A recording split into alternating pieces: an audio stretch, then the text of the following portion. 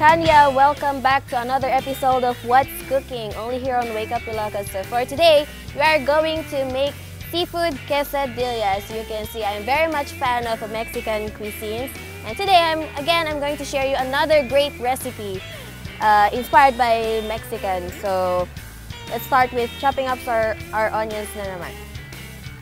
So quesadilla are best served as snacks. Meron two types of quesadilla, which is the savory one and the other one is a dessert quesadilla. So today we're going to make a savory quesadilla. So guys, this is one great way if your kids or someone in your family who's not very fan of seeing seafoods or even eating seafoods, pwede nyo siyang itago as it is like what I'm going to do. Kasi ang gagawin naman natin, iipit natin or siyang inipit. That's how quesadilla is kasi. So after we have chopped our onions, let's heat our pan. And with this, mag-add lang tayo ng about 6 or 5. This is about 5 tablespoons of butter. I-melt lang natin siya. Tapos, tayo ng garlic. At tayo mag-chop din ng konting garlic. With this recipe, I'm using our local garlic. I'm not gonna use our China garlic na lagi kong ginagamit kasi gusto ko in this recipe angat yung garlic na flavor niya. So hindi na natin kailangan siyang i-mince or i-chop. What we will just do is to just crush it kasi maliit tong garlic na gamit natin is Tagalog, so bawang Tagalog. Kaya mas stronger yung flavor nito. Mas powerful. Unahin na natin ilagay itong onions. Like what I always tell you guys, onions first before garlic because we don't want our garlic to be burnt. So basically, what we're just gonna do here is to sweat our onions and garlic. Lagyan na natin yung garlic. Tapos low heat lang. Kaya lang natin mag-infuse yung flavor ng garlic, onions, tsaka yung butter together. So while we set this aside, let's do our prawns and squid na.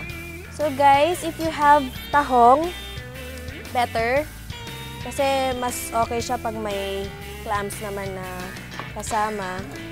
So we have here tiger prawns. Kung hindi kaya ng budget ng tiger prawns, pwede rin naman yung mga swahe, mas mura lang siya ng konti. But for today, we're just gonna use tiger prawns. Any seafood will do. Kailangan lang naman alam natin kung ano yung ilalagay. Mix and match, ganun lang naman. We're just gonna dice this up. This is very easy to make. This usually takes about 10 to 15 minutes to prepare. So, kayang-kaya kahit na madalian lang. Just as long as you have your seafoods in your pantry already, then we're ready to go. Ayan. So, kung okay na tong onions and garlic natin, we can start by adding first yung squid. Because squid is, okay, ganito. Usually, pag sa seafoods, madali lang kasi siyang maluto. So, let's start from the ones that mas mahirap na lutuin, which is, for today, we're going to use the squid. Tapos, guys, medium heat, i-saute lang siya. Pag nakita nyo na medyo nagiging maputi na yung squid natin, then we're gonna add our prawns. So guys, be careful not to overcook your seafood kasi it tends to get really, really tough pag na-overcook siya. So habang medyo paluto pa lang siya, i-add na natin yung ating prepared taco sauce.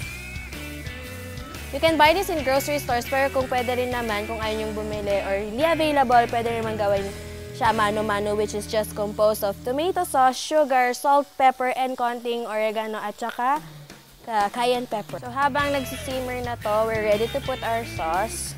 So, medyo transfer lang natin siya dito sa kabila kasi we're going to heat na our tortilla chips. Medium heat. Nakikita nyo medyo luto na siya, which it's halfway done. So we're gonna add now our prepared taco sauce. And let this simmer about 2 to 3 minutes lang. Gonna add a little pepper.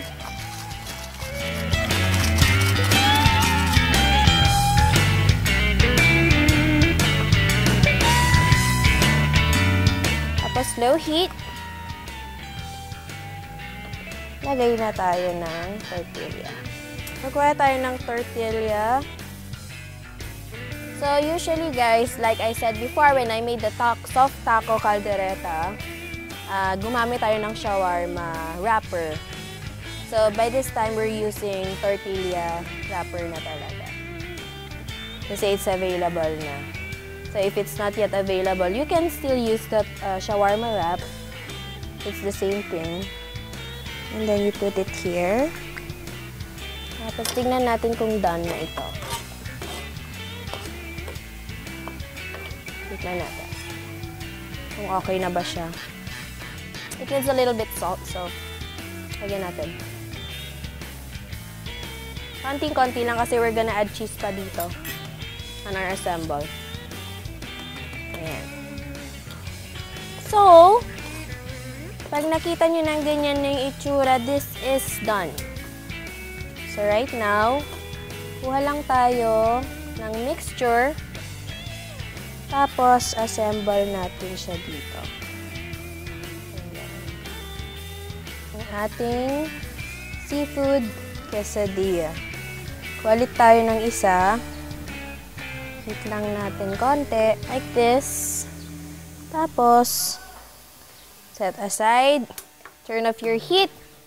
Lagay tayo ng cheese singles. Kung wala tayong cheese singles, lagay tayo ng grated cheese. But for this, we are going to use cheese singles para less time na Lagay lang tayo about 2.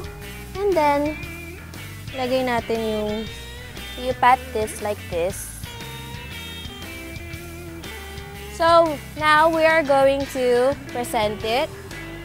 Bale, ang gagawin natin dito, we're just gonna cut it like a pizza.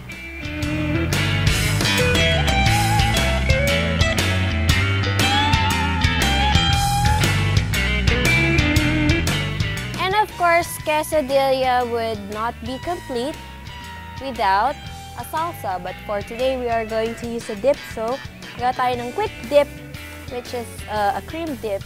Lang tayo ng cream. Pour lang natin siya dito. A dash of paprika.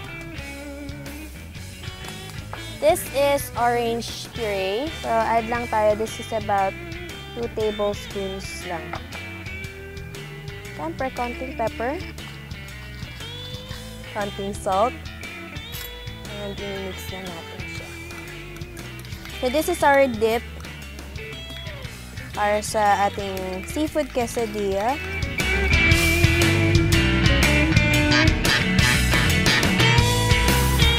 So, this is it guys. Tapos na ang ating seafood quesadilla with orange paprika dip.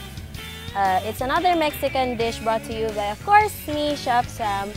And next week again, abangan nyo ulit ako. Gagawa ulit ako ng isang napakasarap na recipe. So for more recipes and tips, join me again next time on another episode of What's Cooking, only here on Wake Up Ilocos. Goodbye!